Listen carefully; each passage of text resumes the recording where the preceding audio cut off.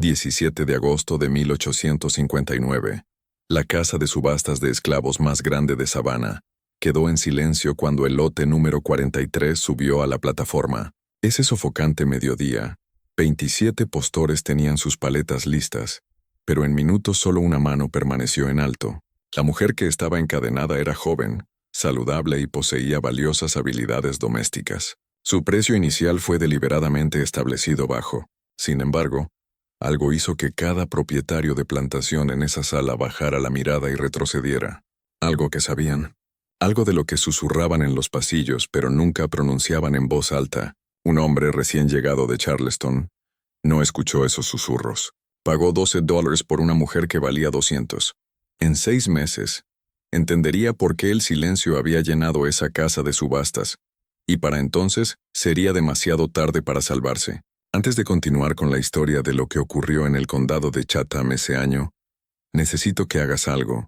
Haz clic en el botón de suscribirte ahora mismo, porque historias como esta, extraídas de los rincones más oscuros de la historia de América, son las que te traemos cada semana. Y deja un comentario diciéndonos desde qué estado o ciudad estás viendo.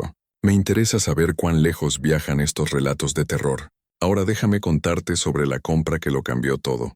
La casa de subastas en la calle Broton había visto miles de transacciones desde su establecimiento en 1842, pero los eventos de esa tarde de agosto se recordarían de manera diferente a cualquier otra venta. El aire dentro del edificio estaba cargado con el olor de cuerpos sin lavar, humo de tabaco y un miedo que ninguna cantidad de cal blanca podía ocultar.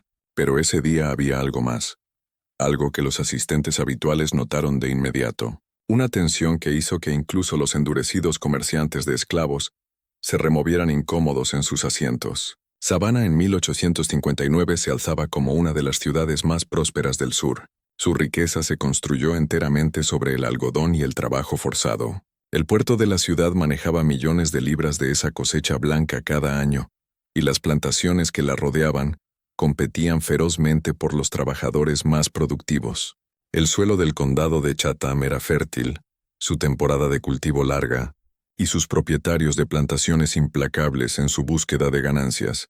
Thomas Cornelius Puit llegó a Savannah 3 semanas antes de esa fatídica subasta. A sus 34 años representaba el nuevo dinero del sur, el tipo que incomodaba a las antiguas familias. Su padre había hecho una fortuna en Charleston especulando con algodón, y murió repentinamente, dejando a Thomas con más riqueza que experiencia. Thomas había comprado la antigua propiedad de la plantación Waverly sin verla, ansioso por probarse entre la élite agrícola de Georgia. La propiedad fue barata. El propietario anterior había muerto sin herederos, y Thomas la vio como su oportunidad de construir un legado. La finca Waverly abarcaba 800 acres de tierras de algodón de primera calidad a lo largo del río Vernon. La casa principal exhibía una grandiosidad con columnas a pesar de necesitar reparaciones. 42 personas esclavizadas venían con la propiedad, pero el capataz de Thomas, un hombre delgado llamado Hutchins, le aconsejó que necesitaría al menos 60 para trabajar la tierra adecuadamente en la próxima temporada.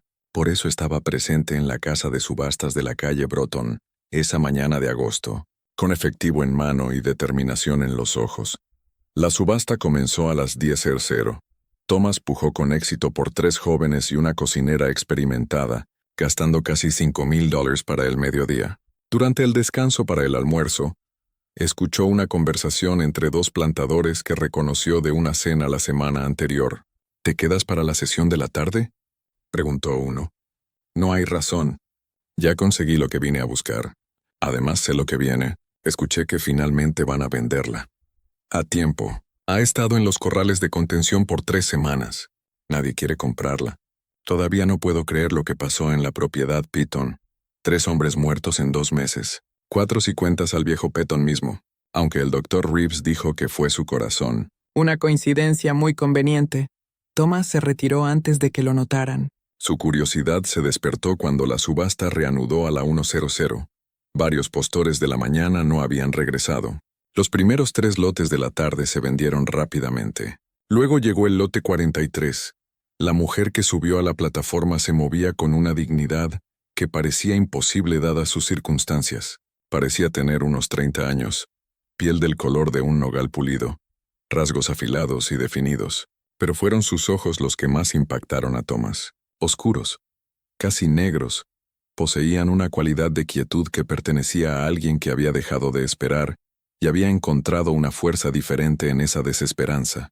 Lote 43, anunció el subastador sin entusiasmo, mujer aproximadamente 32 años de edad, nombre de Celia, experimentada en tareas domésticas, particularmente en cocina y asistencia médica, ha servido como partera y doctora de hierbas.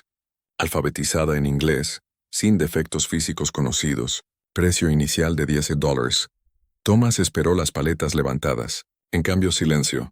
$10 era insultantemente bajo para una mujer con habilidades médicas. Las parteras eran valiosas, a menudo generando ingresos significativos a sus dueños al asistir partos en todo el condado.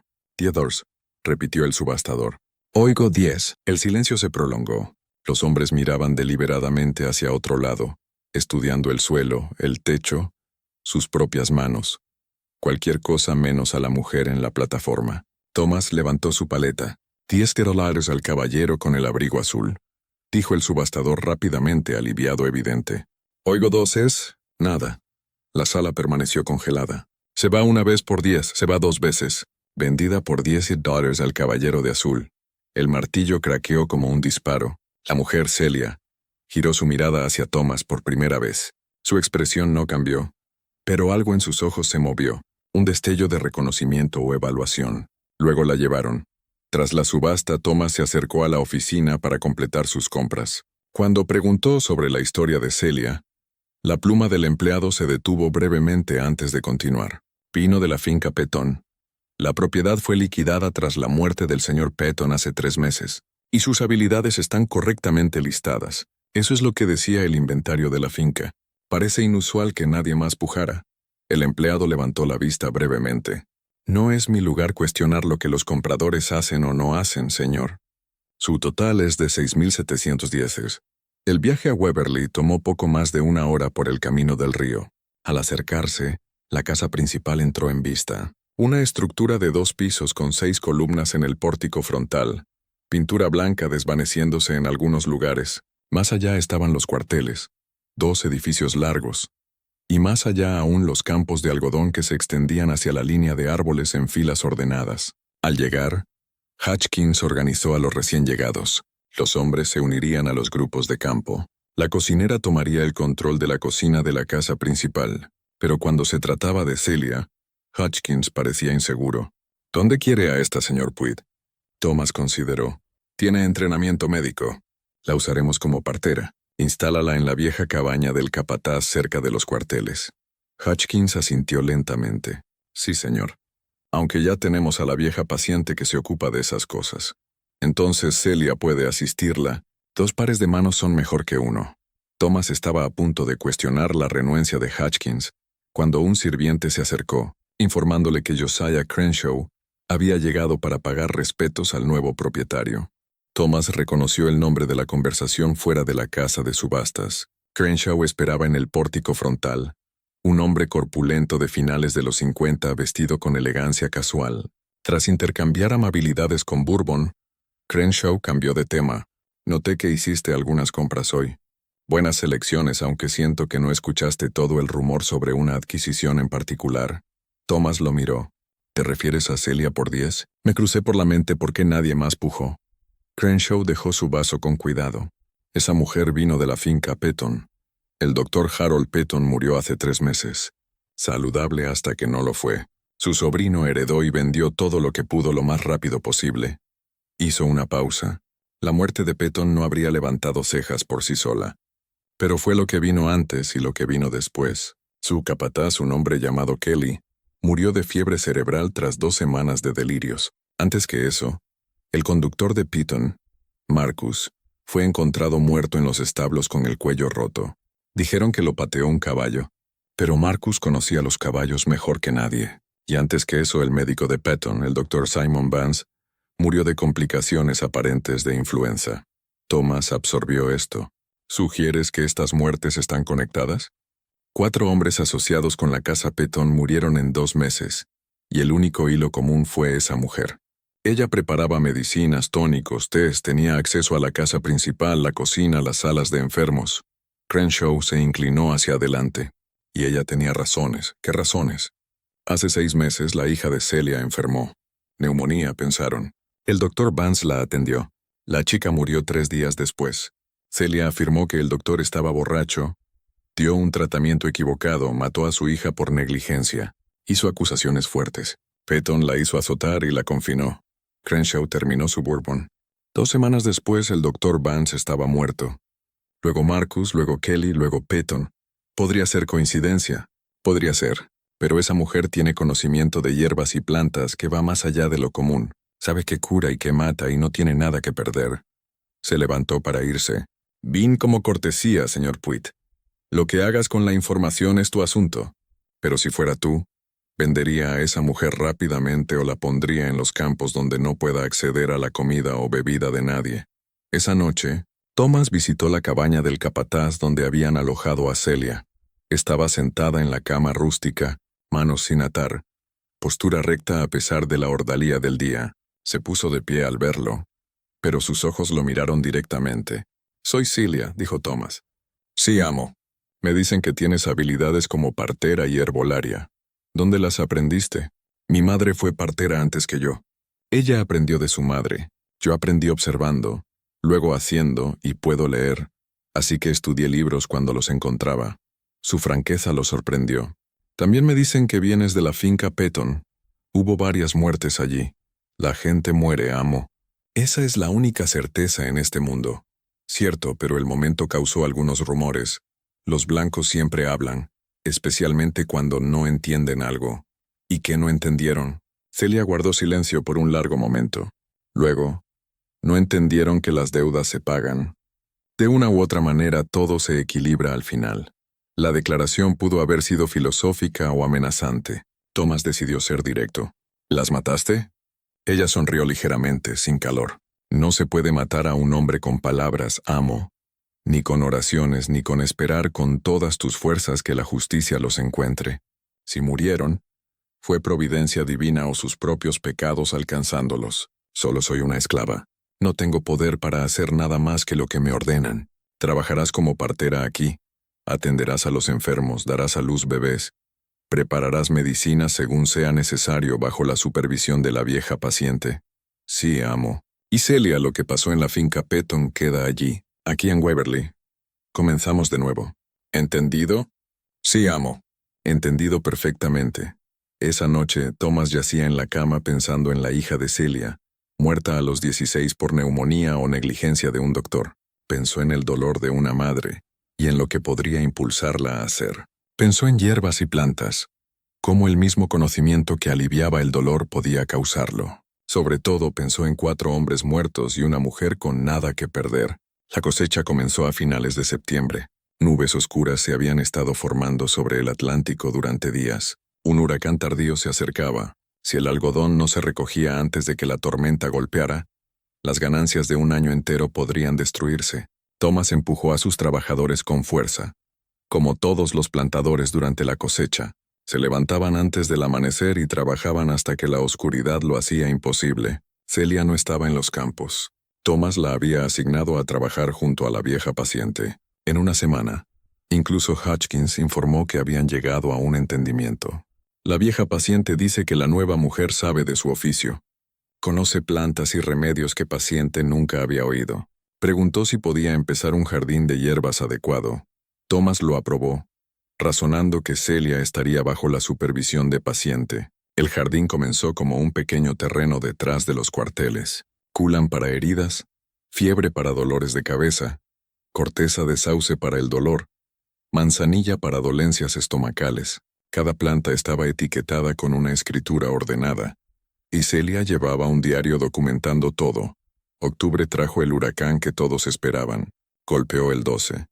Vientos masivos que doblaban los árboles casi horizontalmente, y lluvia tan densa que la visibilidad era imposible. La tormenta duró 18 horas.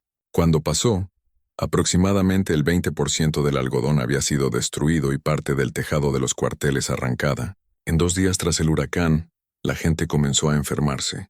Comenzó con los niños. Fiebre, escalofríos, tos violenta. Luego se extendió a los adultos. En una semana, 23 personas estaban enfermas, incluyendo 3 sirvientes de la casa y la esposa de Hutchins. Thomas envió a Savannah por un doctor. El joven médico que llegó parecía abrumado de inmediato. Prescribió descanso, líquidos y dosis regulares de calomel. Manténgalos calientes y secos. La fiebre debería romperse en una semana o así. Tras irse el doctor, Thomas encontró a Celia en los cuarteles, moviéndose de paciente en paciente con paciente siguiéndola. Había organizado todo eficientemente, chequeando temperaturas, escuchando respiraciones, examinando con evaluación practicada. El doctor prescribió calomel, le dijo Thomas. Celia no levantó la vista. El calomel lo empeora. Los debilita más que la fiebre. Es lo que usan los médicos. Los médicos matan más gente de la que salvan. ¿Quiere que estas personas vivan para que puedan seguir trabajando? Déjeme tratarlos a mi manera. Thomas debería haberse ofendido por su tono. En cambio, preguntó, ¿qué harías diferente? Sin calomel, té de corteza de sauce para la fiebre, miel y ajo para la tos, saúco para fortalecerlos. Manténgalos hidratados con agua hervida, no agua cruda del río. Y lo más importante, mantenga a los más enfermos separados. Esta enfermedad se propaga por el aire. Agrúpelos demasiado cerca y perderá a todos. Iba en contra de la sabiduría convencional, que sostenía que las enfermedades surgían de aire viciado, más que de persona a persona. Pero Thomas había notado que las enfermedades parecían agruparse en patrones. Hazlo a tu manera, dijo. Pero si la gente empieza a morir, será tu responsabilidad. La gente que muere siempre es responsabilidad de alguien, amo. La cuestión es de quién. Organizó a los enfermos en 3 grupos por gravedad, preparando tés y tónicos con cuidado. En 3 días, la fiebre comenzó a ceder en los primeros pacientes. En una semana, todos menos 2 se habían recuperado, ambos ancianos ya debilitados. Con tratamiento convencional, Thomas sospechó que el número de muertes habría sido mucho mayor. La noticia se propagó rápidamente. A principios de noviembre, Thomas recibió visitas de plantadores vecinos que querían pedir los servicios de Celia. Aceptó parcialmente por relaciones vecinales y parcialmente porque las tarifas generaban ingresos adicionales. Celia fue enviada a la plantación Mansfield por fiebre amarilla, al lugar Rutledge por un parto difícil, a una granja cerca del río Augie por una mordedura de serpiente. En cada caso tuvo éxito donde otros habrían fallado. Su reputación creció. Celia podía curar lo que otros no podían, pero la reputación es peligrosa, especialmente para alguien en la posición de Celia. La gente comenzó a recordar la finca Petton.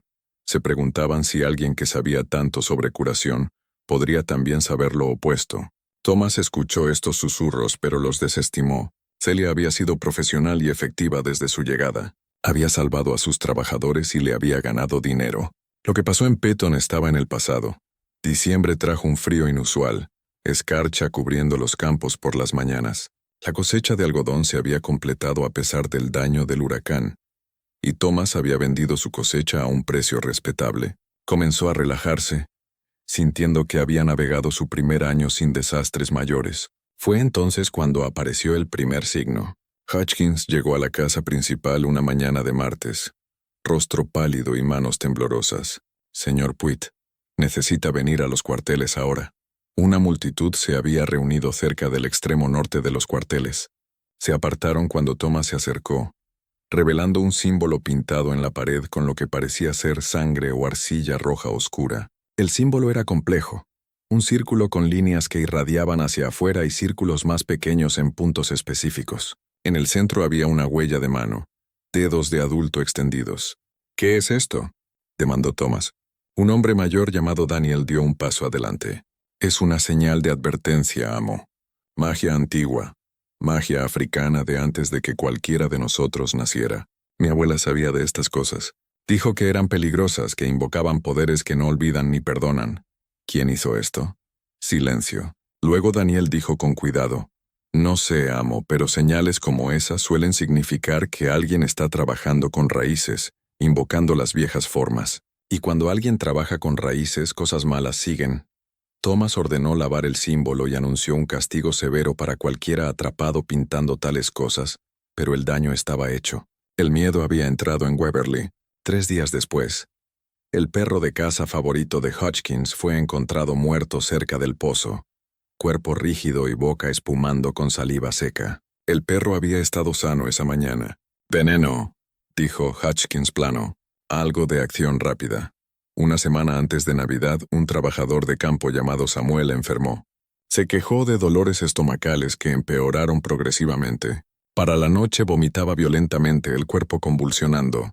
Llamaron a Celia, pero cuando lo examinó, su expresión se volvió grave. «Esto no es una enfermedad natural. Ha sido envenenado». Thomas sintió que se le hundía el estómago. ¿Envenenado cómo? No puedo decirlo sin saber qué comió o bebió. Pero los síntomas son consistentes con varios tóxicos de plantas. Lo miró. La pregunta no es qué lo envenenó. La pregunta es quién se lo dio. Samuel murió 3 horas después en convulsiones. Fue una muerte horrible y todos presenciaron alguna parte de ella. El miedo que se había estado extendiendo ahora explotó en pánico casi total.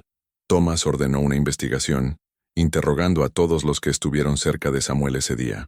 Los resultados fueron frustrantemente inconclusos. Samuel había comido de la comida comunal, bebido del pozo, no tenía enemigos conocidos.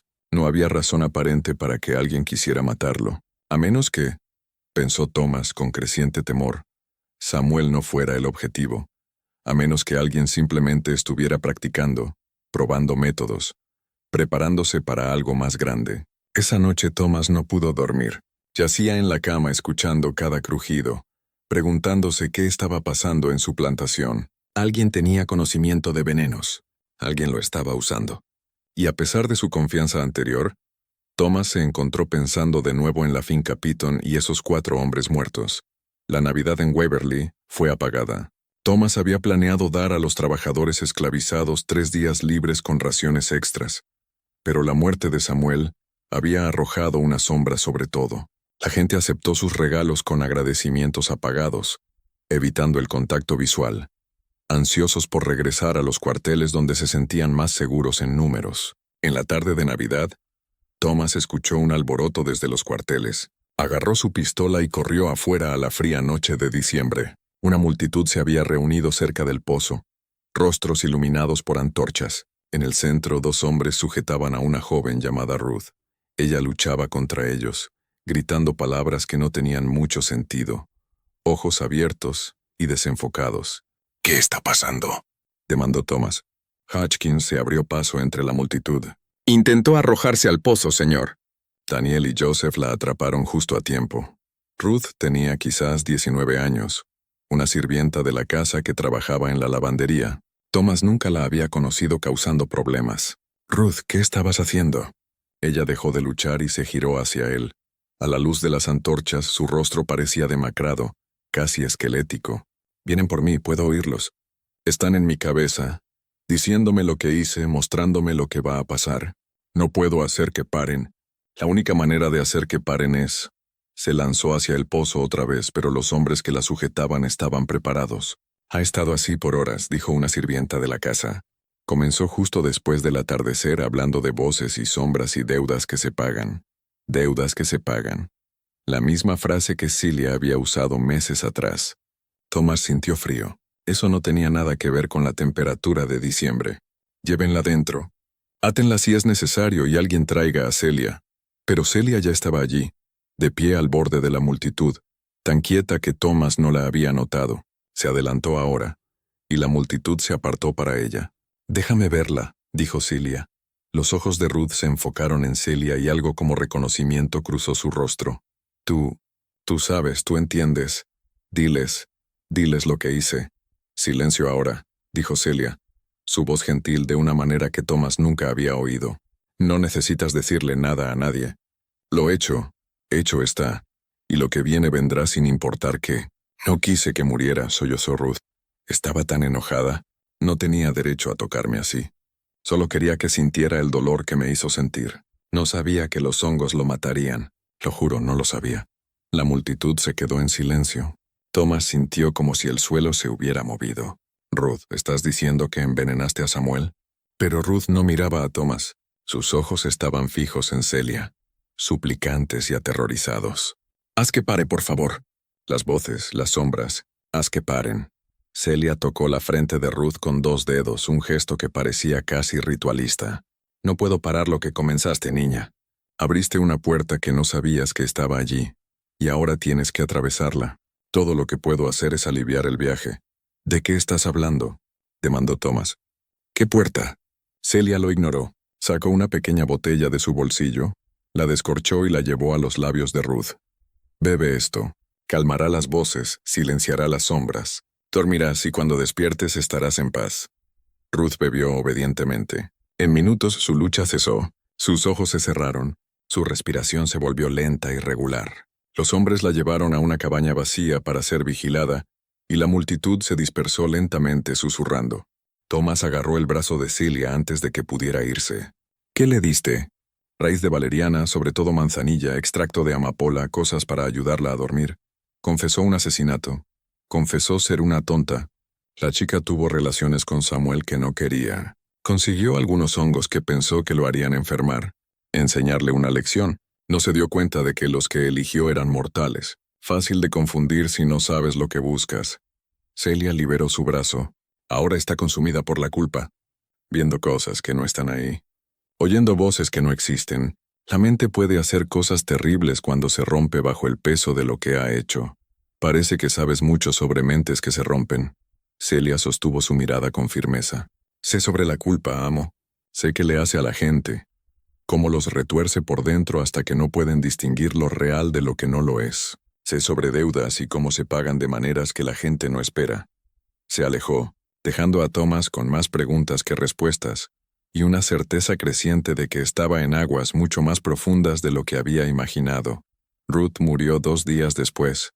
Aún durmiendo, simplemente dejó de respirar durante la noche. Pacíficamente, según todos los relatos. Celia la examinó y declaró que fue un fallo cardíaco provocado por un estrés extremo. La muerte fue declarada natural, aunque varios trabajadores susurraron que se le permitió morir, que la medicina de Celia había sido algo diferente a la valeriana. Thomas no sabía qué creer. Ruth había confesado el asesinato de Samuel, lo que debería haber traído claridad, pero en cambio solo profundizó el misterio. ¿Cómo había sabido una chica ignorante qué hongos usar? ¿Dónde había aprendido sobre toxinas vegetales? La respuesta llegó lentamente mientras Thomas observaba a Celia más de cerca. No era solo una curandera. Era algo más antiguo y complejo.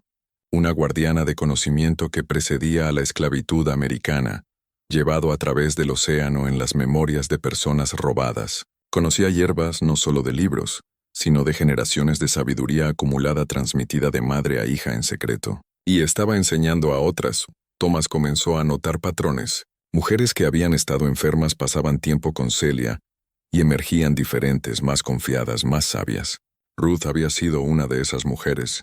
Enero trajo un frío amargo y una tormenta de hielo que cubrió todo con cristal. Las operaciones de la plantación se ralentizaron a un ritmo lento. Durante este encierro forzado, Thomas finalmente tomó una acción que debería haber tomado meses antes. Entró a la fuerza en la cabaña de Celia, mientras estaba fuera tratando a la esposa de Hutchins. La cabaña estaba meticulosamente organizada. Hierbas secas colgaban de las vigas del techo. Cada manojo etiquetado. Botellas y frascos alineaban los estantes. Una mesa tenía mortero, maja, cucharas medidoras, una pequeña balanza. Pero había más.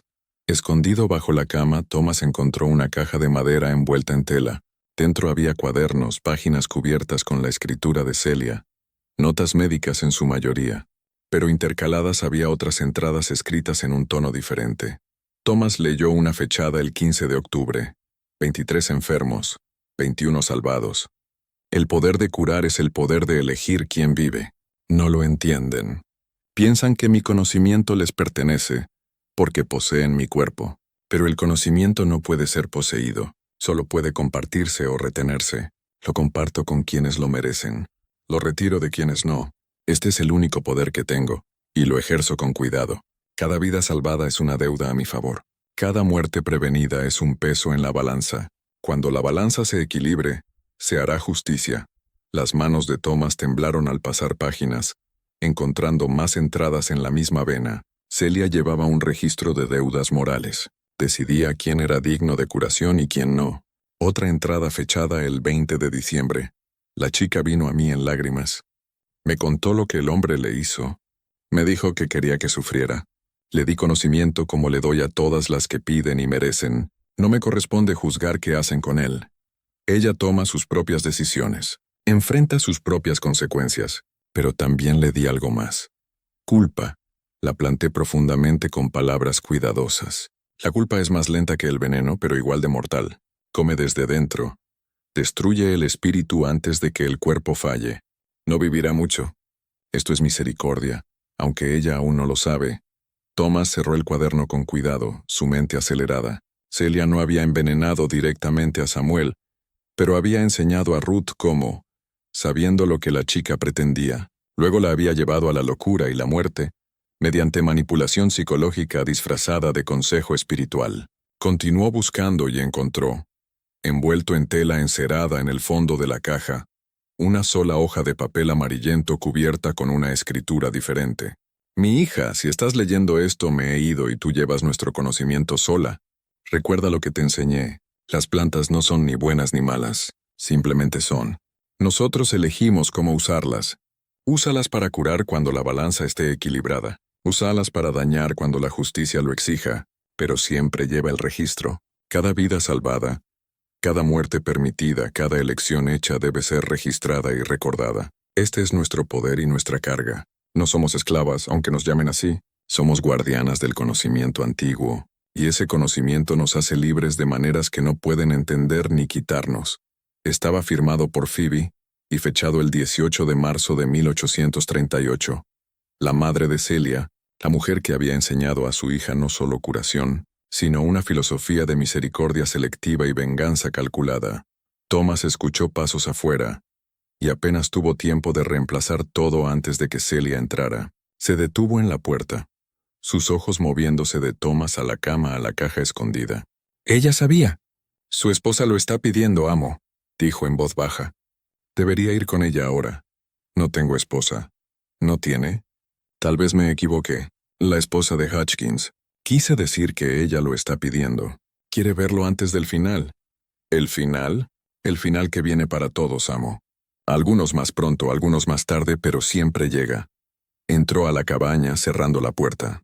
Has estado en mis cosas. No tenía sentido negarlo. Lo hice. ¿Encontraste lo que buscabas? Encontré cuadernos, registros, una carta de tu madre. Sé qué has estado haciendo. Celia se sentó en la cama moviéndose con cansancio. Cuando habló, su voz era suave pero clara. El nombre de mi hija era Sara. Tenía 17 cuando contrajo la neumonía. Una chica fuerte, inteligente, hermosa. Podría haber sido cualquier cosa si hubiera nacido libre. Lo miró a Thomas, lágrimas en los ojos por primera vez. El doctor Vance vino a verla. Estaba borracho. Lo podía oler, verlo en sus ojos, pero era blanco y educado y yo solo una mujer esclava. Así que mi opinión no valía nada. Le dio calomel y ordenó sangrías. Le dije que estaba mal. Me azotaron por contradecirlo. Sus manos se cerraron en puños. Vi a mi hija morir lentamente durante 3 días. Vi cómo el calomel la envenenaba, cómo las sangrías drenaban la poca fuerza que le quedaba. Murió en agonía llamándome, y no pude ayudarla porque me habían atado en el granero para enseñarme respeto por la medicina blanca. Lo siento, dijo Thomas, y lo decía en serio. Lo siento no equilibra la balanza, amo. Lo siento no la trae de vuelta ni castiga al hombre que la mató por negligencia y orgullo. Así que hice lo que tuve que hacer.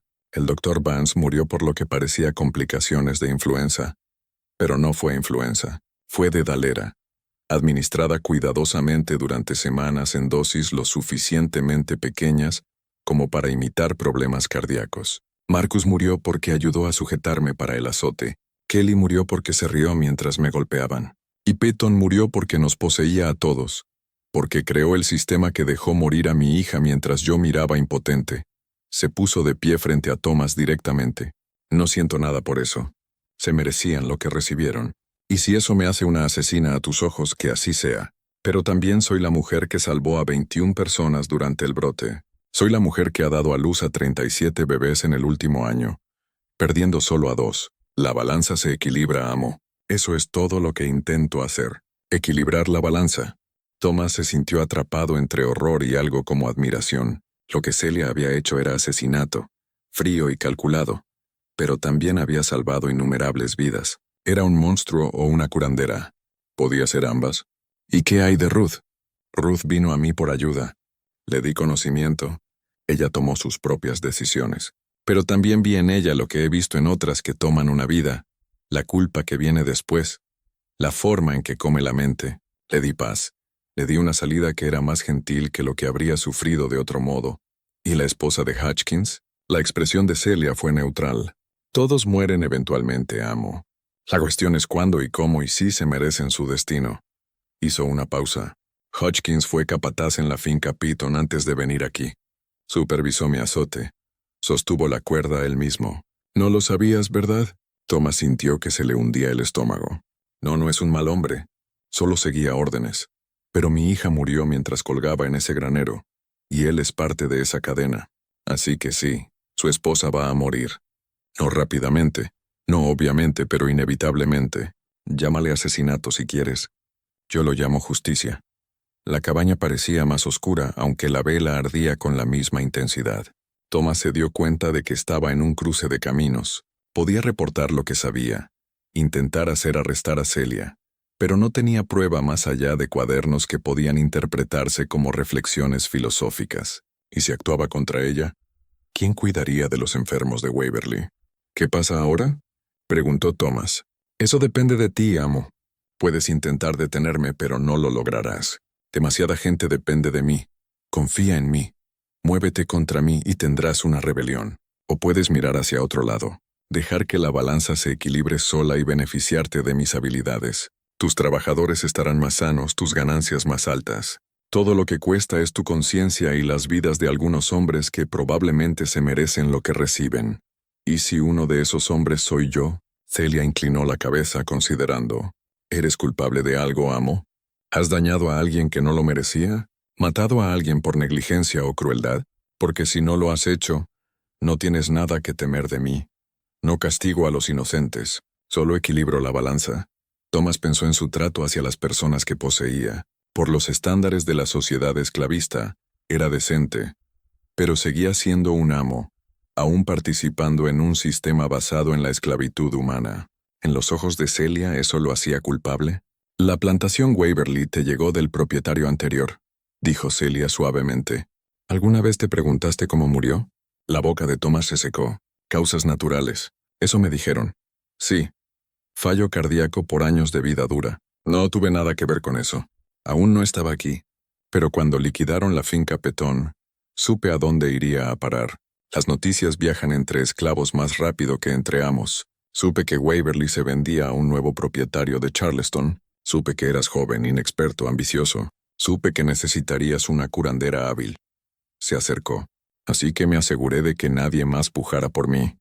Les dije a los otros esclavos lo que pasó en Petón. Dejé que difundieran la palabra a sus amos. Me hice parecer peligrosa, maldita, mala suerte. También que tú, que no sabías nada mejor, me comprarías barato y me traerías aquí donde podría trabajar, curar, enseñar y, sí, ocasionalmente dispensar justicia que los tribunales blancos no proveen.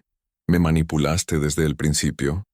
Uso las herramientas disponibles para mí, como tú usas látigos, cadenas y facturas de venta para controlarnos. Cada uno tiene sus armas, amo. Las mías son solo menos obvias.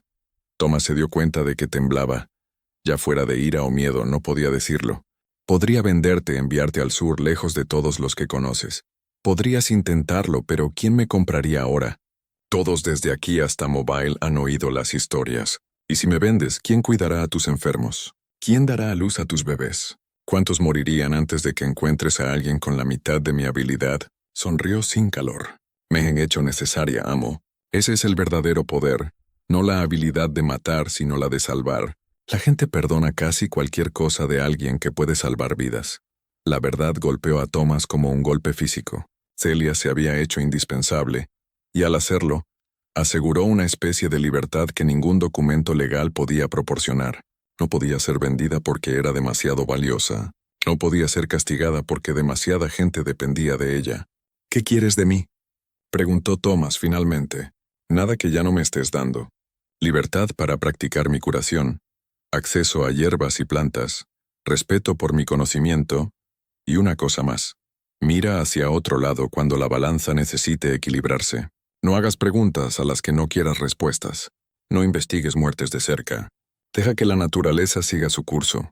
Incluso cuando la naturaleza tiene una mano ayudante. Me estás pidiendo ser cómplice de asesinato. Te estoy pidiendo ser cómplice de justicia. Hay una diferencia, aunque no espero que la veas. Pero piensa en esto. ¿Cuántos esclavos mueren cada año por las crueldades de este sistema? ¿Cuántos son azotados hasta la muerte?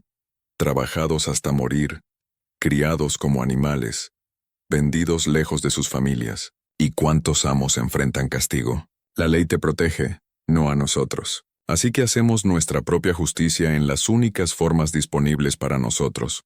Thomas no tenía respuesta. La base moral en la que había construido su vida se estaba resquebrajando, revelando contradicciones que nunca había querido examinar. Era un propietario de esclavos que se consideraba humano, un participante en un sistema inherentemente inhumano. Sal, dijo en voz baja. Déjame solo. Celia asintió y se movió hacia la puerta. Pero antes de irse, se giró. La esposa de Hutchins morirá dentro de una semana. Después de eso, Hutchins será diferente. Más callado, menos eficiente. Comenzará a beber. La culpa de no poder salvarla lo consumirá.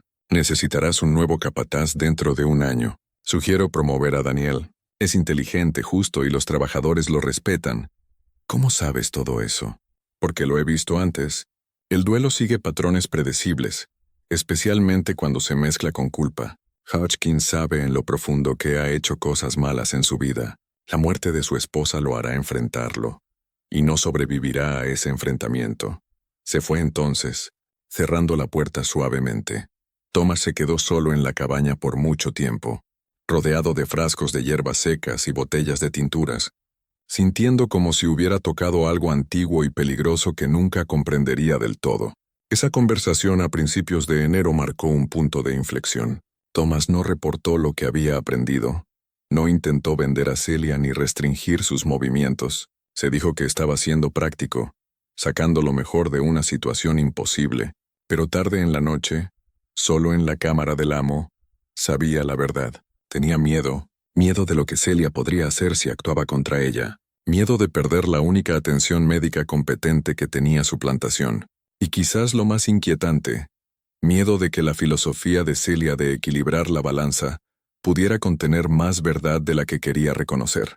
La esposa de Hutchins murió el 9 de enero, exactamente como Celia había predicho. La mujer simplemente se desvaneció durante una semana, debilitándose cada día hasta que su respiración se detuvo una fría mañana justo antes del amanecer.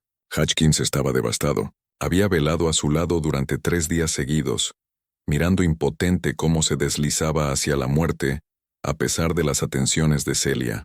O quizás, pensó Thomas con oscuridad, a causa de ellas. El cambio en Hutchins fue inmediato y profundo. El capataz delgado y eficiente, que había manejado Waverly con disciplina de hierro, se convirtió en una cáscara vacía. Aún realizaba sus deberes, pero mecánicamente, sin la atención al detalle que lo había hecho valioso. Comenzó a beber pesadamente, empezando con un vaso de whisky al mediodía y continuando por la tarde hasta que apenas era coherente al anochecer.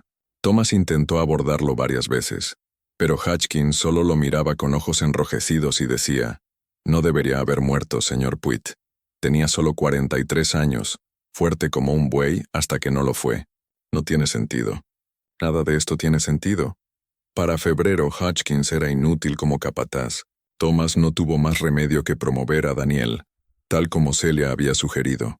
Daniel aceptó la promoción con dignidad tranquila y resultó sorprendentemente efectivo manejando a los otros trabajadores. Era firme pero justo, respetado más que temido, y la producción incluso aumentó bajo su supervisión.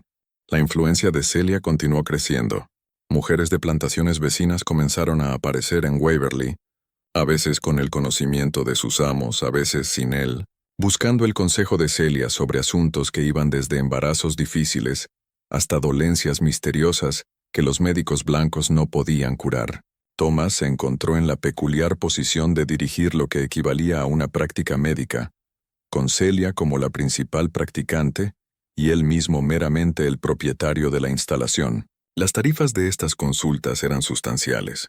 Para marzo, El trabajo médico de Celia había generado casi $800, más de lo que algunos trabajadores de campo producían en un año entero.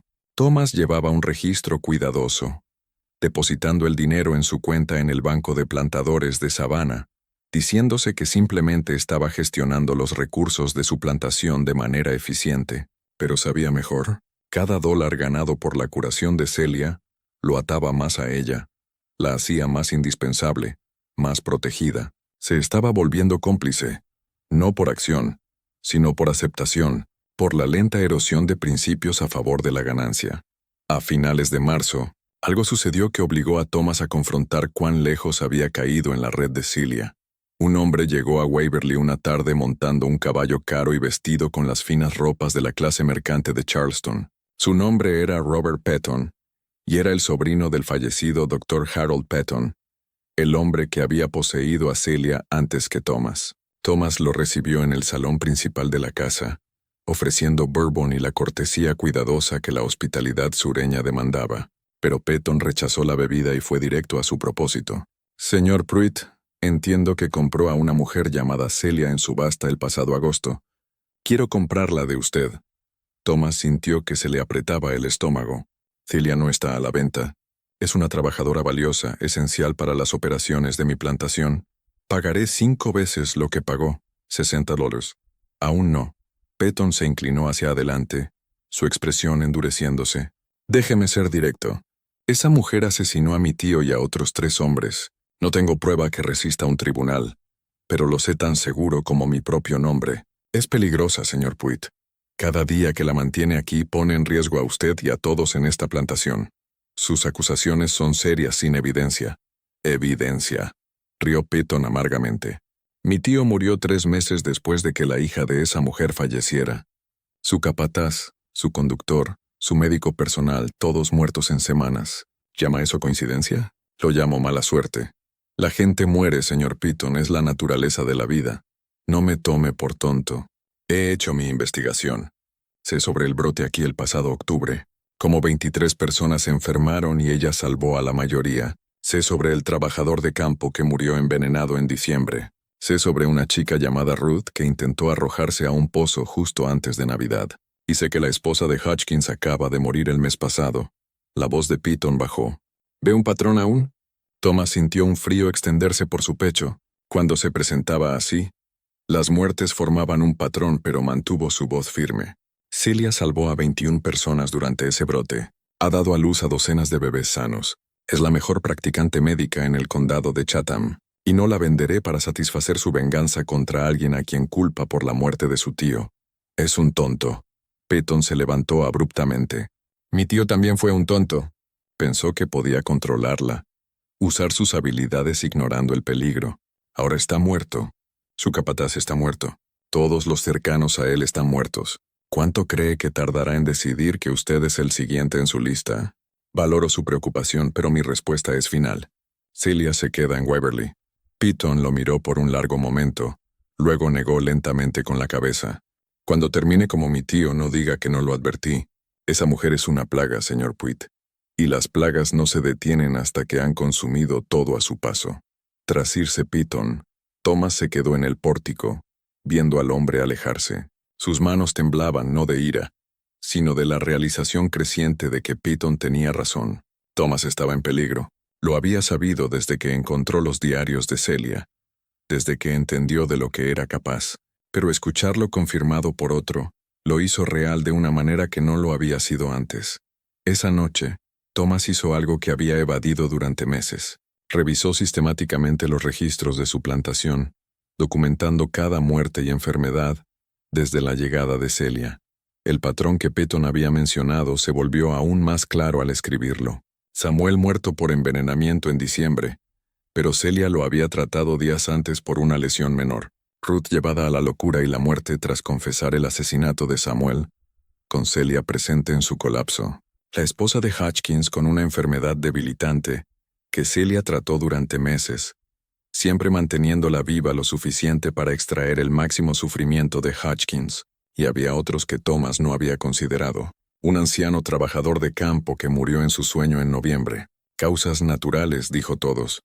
Pero el hombre había estado perfectamente sano el día anterior. Una sirvienta de la casa que cayó por las escaleras de la casa principal en enero, rompiéndose el cuello. Un accidente, seguramente, pero la sirvienta se había quejado con Thomas sobre Celia días antes, diciendo que la curandera de hierbas la asustaba. 5 muertes en 6 meses, posiblemente más si Thomas ampliaba su búsqueda a casos menos obvios. Pero equilibrado contra eso estaban los 21 salvados durante el brote, los 37 nacimientos exitosos, las innumerables dolencias menores tratadas y curadas. El registro de Celia funcionaba exactamente como ella había descrito. Vidas salvadas, vidas tomadas, la balanza constantemente equilibrándose. La pregunta que Thomas no podía responder era, ¿dónde caía él en esas balanzas? ¿Era culpable a los ojos de Celia? ¿Había hecho algo o dejado de hacer algo que mereciera una sentencia de muerte? Trataba a sus esclavos mejor que la mayoría de los amos, ¿no? Proveía comida adecuada, refugio, atención médica. Rara vez usaba el látigo. No separaba familias innecesariamente, pero seguía siendo un amo. Aún poseía seres humanos. Aún se beneficiaba de su trabajo forzado. En la filosofía de justicia absoluta de Celia, ¿era eso suficiente para condenarlo? Thomas comenzó a tomar precauciones. Dejó de comer comida preparada por los sirvientes de la casa, a menos que viera cómo se hacía desde el principio hasta el final. Cerraba con llave la puerta de su dormitorio por la noche y mantenía una pistola cargada en su mesita de noche. Evitaba estar solo con Celia siempre que podía. Inspeccionaba todo lo que ella enviaba a la casa principal. Tónicos, hierbas, tés. Buscando signos de manipulación aunque no sabía qué signos buscar. Pero no la envió lejos. No la vendió. No restringió sus movimientos. Ni siquiera la confrontó sobre la visita de Patton. Porque hacerlo sería admitir que tenía miedo. Y un amo que mostraba miedo a sus esclavos ya había perdido la batalla por el control. Abril trajo clima cálido y el comienzo de la temporada de siembra para la próxima cosecha de algodón.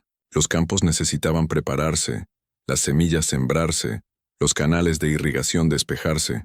Era un trabajo exigente que requería cada cuerpo capaz en la plantación, y Thomas se lanzó a ello con una intensidad que rozaba la obsesión. El trabajo físico lo ayudaba a evitar pensar en Celia, en la lista creciente de muertes sospechosas, en los compromisos morales que hacía diariamente. Pero Celia no lo dejaría olvidar. El 15 de abril, Thomas se despertó para encontrar algo en su puerta. Un pequeño paquete de tela atado con cuerda. Dentro había hierbas secas que no reconoció y un papel doblado. La escritura era de Celia. Para tu salud, amo. Hierve una cucharadita en agua caliente cada mañana. Aliviará la tensión que llevas y te ayudará a dormir mejor por la noche. Considéralo un regalo de alguien que no te desea mal mientras sigas sin merecerlo.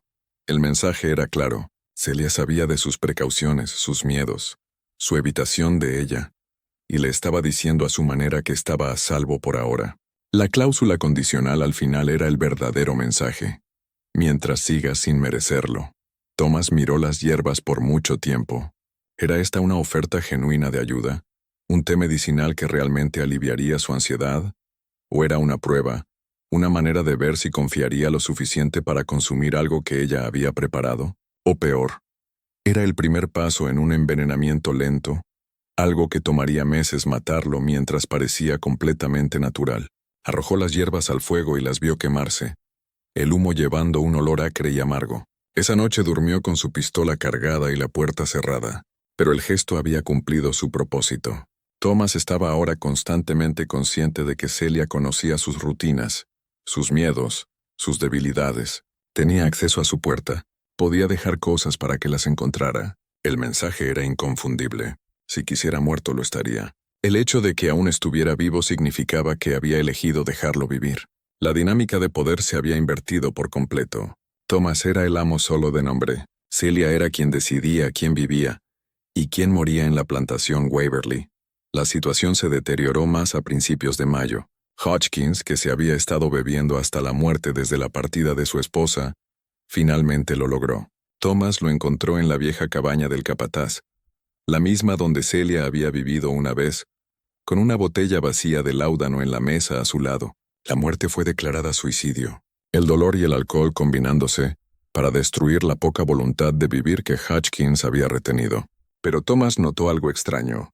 La botella de láudano era una que Celia había preparado meses antes para la esposa de Hutchins, para aliviar su dolor en las etapas finales de su enfermedad. ¿Cómo la había obtenido Hutchins?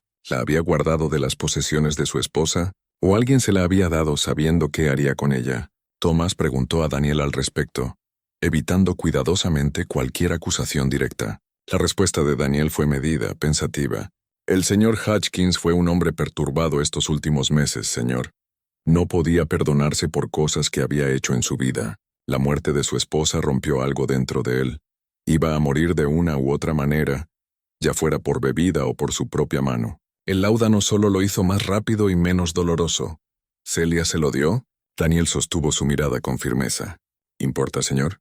El hombre ya estaba muerto por dentro. Su cuerpo solo tardó en alcanzarlo. Thomas se dio cuenta de que era la misma lógica que usaba Celia. Hutchins era culpable de algo, su participación en el azote de Celia en la plantación Peyton, y por lo tanto merecía su destino. Si había tomado su propia vida o había sido ayudado hacia ese fin, era irrelevante en las balanzas de la justicia. Thomas arregló un entierro simple y promovió a uno de los trabajadores de campo para llenar el puesto anterior de Daniel. La vida en Waverly continuó, las rutinas de siembra y mantenimiento procediendo como siempre. Pero bajo la superficie, Thomas sentía que el suelo se movía, erosionándose, amenazando con colapsar por completo.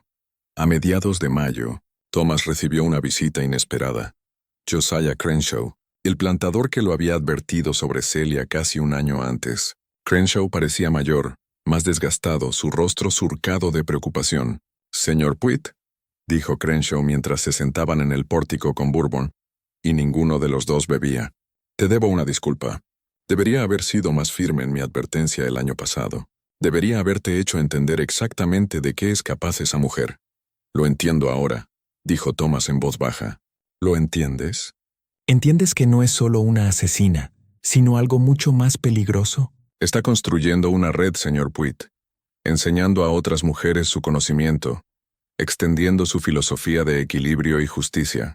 Hay susurros por todo el condado de Chatham sobre mujeres que se reúnen en secreto, compartiendo información sobre hierbas y venenos, hablando de deudas, balanzas y retribución.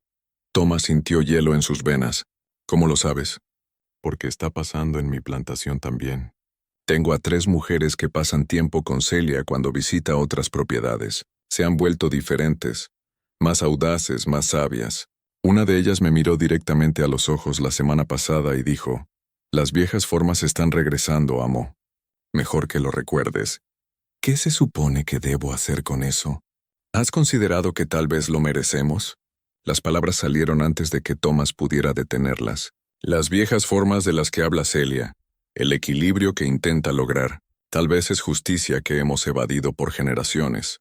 Crenshaw lo miró con incredulidad. ¿Te ha llegado a ti? Dios me ayude. Esa mujer realmente se metió en tu cabeza. Ella salvó a 21 personas durante el brote, Crenshaw. Ha dado a luz a docenas de bebés sanos. Ha curado a los enfermos cuando los médicos blancos fallaron. Sí, la gente ha muerto a su alrededor, pero más han vivido. ¿No es esa la definición de un beneficio neto? ¿Beneficio neto? Crenshaw se levantó abruptamente. Escúchate. Estás racionalizando un asesinato porque la asesina también es útil. Eso no es justicia, señor Pruitt. Eso es bancarrota moral. Se fue sin otra palabra, y Thomas se quedó solo en el pórtico mientras caía la tarde, preguntándose cuándo exactamente había cruzado la línea de aceptación reacia a defensa, activa de las acciones de Celia. ¿Cuándo había dejado de verla como una amenaza y empezado a verla como una corrección necesaria a un sistema injusto? La respuesta, se dio cuenta con creciente horror, fue que había estado moviéndose hacia esa posición desde el momento en que encontró los diarios de ella. Cada día que no actuaba contra ella, cada muerte que racionalizaba, cada vida que salvaba de la que se beneficiaba. Todo había erosionado lentamente su base moral hasta que se había convertido en lo que Crenshaw lo acusaba de ser: cómplice. Junio llegó con un calor opresivo y humedad que hacía que cada respiración se sintiera como ahogarse. Las plantas de algodón crecían bien, pero el clima también trajo enfermedad, fiebre, disentería, agotamiento por calor. Celia trabajó incansablemente, moviéndose de un paciente a otro. Su jardín de hierbas ahora se había expandido para incluir docenas de plantas medicinales. Thomas la vio trabajar y vio, tal vez por primera vez, la complejidad total de lo que era. Era una asesina, sí, pero también una curandera que genuinamente se preocupaba por la gente que trataba. Era una filósofa con un sistema moral coherente, por terrible que fueran sus implicaciones. Era una maestra transmitiendo un conocimiento que precedía a la esclavitud y la superaría. Era un agente de justicia en un mundo que no ofrecía recurso legal para personas como ella. ¿Y era? Thomas finalmente admitió para sí mismo, la persona más notable que había conocido. La realización debería haberlo aterrorizado más de lo que lo hizo. El 23 de junio, Celia vino a la casa principal y pidió hablar con Thomas en privado. Era la primera vez que iniciaba una reunión así, desde su confrontación en su cabaña 6 meses antes. Se sentaron en el estudio, la puerta cerrada, el sol de la tarde tardía entrando por las ventanas. Celia parecía cansada pero compuesta, las manos dobladas en su regazo. «Voy a contarte algo, amo, y necesito que escuches sin interrumpir. ¿Puedes hacerlo?» Thomas asintió. «Mañana viene un hombre aquí. Se llama Benjamin Lell. Posee una plantación de arroz en el río Ogeechee. Tal vez lo recuerdes de la subasta donde me compraste. Era uno de los hombres que se negaron a pujar». Thomas lo recordaba. Lell había estado hablando con Crenshaw fuera de la casa de subastas discutiendo la reputación de Celia. Lell viene aquí porque su hija está enferma. Tiene 17 años. La misma edad que mi Sara. El doctor local no puede ayudarla y Lell está lo suficientemente desesperado como para superar su miedo hacia mí. Va a pedirte que me dejes tratarla. ¿Y lo harás? La expresión de Celia era ilegible. Eso depende de si las balanzas lo exigen. ¿De qué depende eso? De si las balanzas lo exigen. Pues Benjamin Lell estaba en la plantación Petton el día que me azotaron. No estuvo directamente involucrado, pero estaba allí de visita por negocios. Vio cómo me ataban en ese granero. Vio a mi hija muriendo en la casa. Y no dijo nada. No hizo nada. Solo miró hacia otro lado porque era más fácil que involucrarse en los asuntos de otro hombre. Thomas sintió que se le apretaba el pecho. ¿Así que vas a dejar que su hija muera? Voy a hacerle entender qué significa ver a tu hijo sufrir, mientras alguien que podría ayudar elige no hacerlo. Voy a hacerle sentir lo que sentí en ese granero sabiendo que Sara estaba muriendo y no podía alcanzarla. La voz de Celia permaneció calma, casi gentil, y luego, después de que haya sentido ese dolor, después de que haya suplicado y prometido cualquier cosa solo para que la salve, entonces decidiré. Tal vez la curé, tal vez no. Las balanzas me dirán que es correcto. Eso es monstruoso. ¿Lo es? ¿O es solo un espejo sostenido para mostrar lo que nos han hecho durante generaciones? Lell tenía el poder de ayudar y eligió no hacerlo. Ahora yo tengo el poder y estoy eligiendo de la misma manera que él. Si eso es monstruoso, entonces todos somos monstruos, amo. Cada uno de nosotros. Thomas no tenía respuesta. La lógica era circular, perfecta y absolutamente horrifying. Te estoy diciendo esto, continuó Celia, porque mañana vas a enfrentar una elección. Lell te suplicará que intervengas, que me ordenes tratar a su hija. Tienes ese derecho legal. Soy tu propiedad y mis habilidades te pertenecen. Pero si me das esa orden, te conviertes en parte de la cadena. Te conviertes en alguien cuya deuda necesita equilibrarse. La amenaza era implícita pero clara. Si Thomas obligaba a Celia a actuar contra su juicio, pasaría de la categoría de personas que toleraba a la de personas que apuntaba. ¿Por qué me estás advirtiendo? Porque a pesar de todo, no quiero verte del lado equivocado de las balanzas. No eres un buen hombre, amo. Posees esclavos, y eso te hace cómplice del mal. Pero no eres un hombre cruel. No disfrutas del sufrimiento. Genuinamente crees que nos tratas tan bien como el sistema lo permite. Hizo una pausa.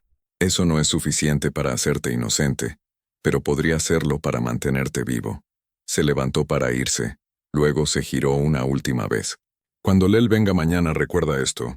No estoy pidiendo tu permiso. Estoy pidiéndote tu no intervención. Hay una diferencia. Esa noche Thomas no durmió. Paseó por su dormitorio. Pistola en la mesa, su mente corriendo por escenarios. ¿Podía detener a Celia de llevar a cabo la venganza que había planeado? Legalmente sí. Era su propiedad y podía ordenarle cualquier cosa. Practicante no. Se había hecho indispensable. Y actuar contra ella desestabilizaría toda la plantación. Más fundamentalmente, ¿quería detenerla? Lel había estado presente mientras la hija de Celia moría. En cualquier universo justo, ¿no debería enfrentar consecuencias por ese fracaso moral? La ley no lo castigaría. Mirar hacia otro lado no era un crimen, pero el sistema alternativo de justicia de Celia lo haría. ¿Estaba mal? ¿O era la única forma de rendición de cuentas disponible en un mundo construido sobre injusticia sistémica? Thomas aún luchaba con estas preguntas cuando Benjamin Lell llegó la mañana siguiente, su rostro demacrado por la preocupación y la falta de sueño. «Señor Puit, necesito su ayuda. Mi hija Catherine está gravemente enferma, y he oído que tiene a una mujer esclava con habilidades médicas excepcionales. Estoy dispuesto a pagar lo que sea, pero por favor déjela venir a examinar a Catherine». Thomas miró al padre, desesperado, y vio con terrible claridad lo que Celia había visto. Un año atrás en el granero de la plantación, Petton, un hombre suplicando por ayuda que podría no llegar, impotente ante fuerzas fuera de su control. «La enviaré», dijo Thomas lentamente, «pero no puedo prometer que acepte tratar a su hija. Ella toma sus propias decisiones sobre qué pacientes aceptar, pero eres su amo. Puedes ordenárselo». «Puedo, pero no lo haré. Si quieres su ayuda, tendrás que pedírsela tú mismo. Y tendrás que vivir con cualquier decisión que ella tome». Cuando Celia llegó, la desesperación de Lell superó su orgullo. Realmente se arrodilló ante ella, lágrimas corriendo por su rostro. «Por favor, solo tiene 17 años. No ha hecho nada malo. Lo que necesites, lo que quieras, te lo daré. Solo salva a mi hija». Celia lo miró con una expresión que Thomas no pudo leer. «Dime, señor Lell, ¿recuerdas visitar la plantación Petton el verano pasado?» El rostro de Lell palideció. «Sí, estaba allí por negocios». «¿Recuerdas qué viste en el granero? Por favor. Eso no tiene nada que ver con... ¿Lo recuerdas?» La voz de Celia era afilada ahora, cortante. «Sí», susurró Lell. «Recuerdo. Vi cómo te azotaban. Vi a tu hija en la casa. La escuché llorar. Quise decir algo, pero no era mi lugar. No era mi asunto. Yo... Miraste hacia otro lado. Elegiste la comodidad de no involucrarte sobre la dificultad de hacer lo correcto. Dejaste que mi hija muriera sin pronunciar una sola palabra en nuestra defensa. Lo siento. Que Dios me ayude, lo siento. He pensado en eso todos los días desde entonces. Debería haber dicho algo. Debería haber hecho algo. Fui un cobarde y tu hija pagó el precio por mi cobardía». Lell sollozaba ahora, quebrado. «Sé que merezco cualquier juicio que me des, pero mi hija no. Es inocente. Por favor, no hagas que pague por mis pecados». La habitación estaba absolutamente silenciosa. Thomas observaba el rostro de Celia, intentando leer lo que pensaba. Este era el momento hacia el que había estado construyendo. El espejo perfecto de su propio trauma. Tenía el poder de dejar morir a Catherine, para hacer que Benjamin Lell sintiera exactamente lo que ella había sentido. Las balanzas lo exigían, la justicia lo requería, pero entonces Celia hizo algo que Thomas nunca esperó. Ayudó a Lell a ponerse de pie. «Llévame a tu hija. La examinaré y haré lo que pueda». La expresión de Lell se transformó de desesperación a esperanza atónita. ¿Me ayudarás? Soy una curandera, señor Lell. Eso es lo que hago. Pero entiende esto. La deuda no se cancela. Me debes una vida ahora. Y un día la cobraré. Tal vez no hoy, tal vez no este año. Pero algún día las balanzas se equilibrarán. Y cuando llegue ese momento pagarás lo que debes. Lell asintió frenéticamente. «Sí, cualquier cosa, lo prometo». «Lo que necesites». «Lo que necesito», dijo Celia en voz baja, «es que recuerdes.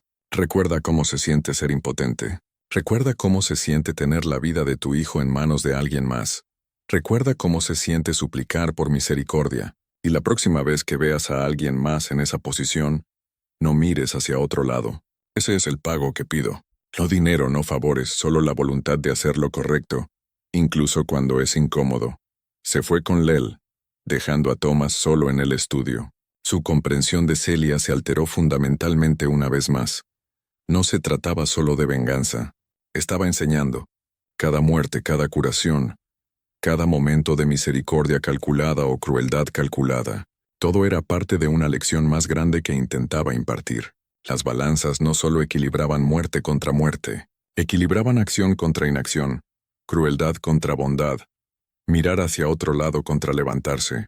Celia regresó 3 días después e informó que Catherine Lell se recuperaría. La chica había estado sufriendo de pulmones infectados agravados por el calomel y las sangrías que el doctor local había prescrito. Celia había detenido los tratamientos dañinos, limpiado la infección con hierbas y vaporización, y fortalecido la constitución de la chica con nutrición adecuada. ¿Él cumplirá su promesa?, preguntó Thomas. Lo hará, porque ahora entiende lo que intentaba enseñarle. El miedo puede cambiar el comportamiento, pero la comprensión cambia el corazón. Lel será un hombre diferente de ahora en adelante, mejor de lo que fue. Eso vale más que su muerte habría valido. Podrías haberla dejado morir. Las balanzas lo exigían. Las balanzas exigían algo. Sí, pero elegí qué sería eso. Ese es el poder que tengo, amo. No solo tomar vida, sino moldearla. Convertir el peor momento de alguien en una oportunidad para que se vuelva mejor. Hizo una pausa. Eso es lo que mi madre me enseñó. El conocimiento antiguo no se trata solo de veneno y curación. Se trata de entender la naturaleza humana lo suficiente como para cambiarla. El verano progresó. El algodón crecía alto en los campos y la vida en Waverly continuó sus ritmos, pero todo había cambiado. Thomas lo vio en la forma en que los trabajadores esclavizados se conducían con más confianza, más dignidad. Lo vio en la manera en que los plantadores blancos se acercaban a Celia ahora con respeto, que bordeaba el miedo. Lo vio en sí mismo, en la forma en que había dejado de pensarse como un amo, y había comenzado a pensarse simplemente como el propietario legal de una propiedad que ya no controlaba verdaderamente. La guerra civil se acercaba. Todos podían sentirlo. La tensión creciendo entre el norte y el sur como presión antes de una tormenta. Carolina del Sur se separaría. Otros estados seguirían, y todo el sistema del que dependían Waverly y plantaciones como ella colapsaría. Thomas se encontró extrañamente en paz con esa perspectiva. Había visto un sistema alternativo en acción a través de Celia, uno basado en conocimiento, habilidad y autoridad moral, más que en propiedad legal y fuerza física. Cuando terminara la esclavitud, y terminaría, Celia y personas como ella prosperarían porque su poder venía de lo que sabían y lo que podían hacer, no de cadenas y facturas de venta. A principios de septiembre, cuando el algodón se acercaba nuevamente a la cosecha, Thomas llamó a Celia a su estudio por última vez. «He decidido manumitirte», dijo sin preámbulos. «Voy a presentar los documentos que te darán tu libertad». La expresión de Celia no cambió. «¿Por qué?» «Porque ya eres libre. Lo has sido desde el día que te compré, tal vez antes. Los documentos solo lo harán oficial. ¿Y qué esperas a cambio?» «Nada. Quédate en Waverly. Vete, haz lo que quieras. No estoy poniendo condiciones a esto. Siempre hay condiciones, amo. No esta vez. Considéralo mi intento de equilibrar mis propias balanzas. Participé en un sistema maligno. Me beneficié de él. No me opuse cuando debí. No puedo deshacer eso, pero al menos puedo liberar a una persona que nunca debió haber sido esclavizada». Celia guardó silencio por un largo momento, estudiándolo.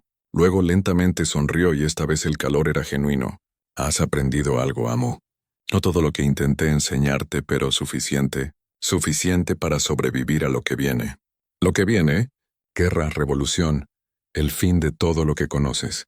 Pero sobrevivirás porque ahora entiendes que el poder no se trata de propiedad. Se trata de conocimiento, habilidad y las relaciones que construyes con personas que tienen razones para mantenerte vivo, más que muerto». Se levantó para irse. «Me quedaré en Waverly por ahora. Esta gente me necesita y no he terminado de enseñar. Pero me quedaré como mujer libre. No como tu propiedad. Veremos cómo eso cambia las cosas». Los papeles de manumisión se presentaron en octubre, haciendo a Celia legalmente libre bajo la ley de Georgia. Causó conversación por todo el condado de Chatham. ¿Por qué un plantador liberaría a una esclava tan valiosa? Pero Thomas no se explicó a nadie. Celia continuó su trabajo, entrenando a más mujeres en las artes de curación, construyendo su red de guardianas del conocimiento, preparándose para el día en que el viejo sistema cayera y nuevos sistemas necesitaran ser construidos para reemplazarlo. Thomas continuó gestionando Waverly, pero con una comprensión diferente de su rol. No era el amo de la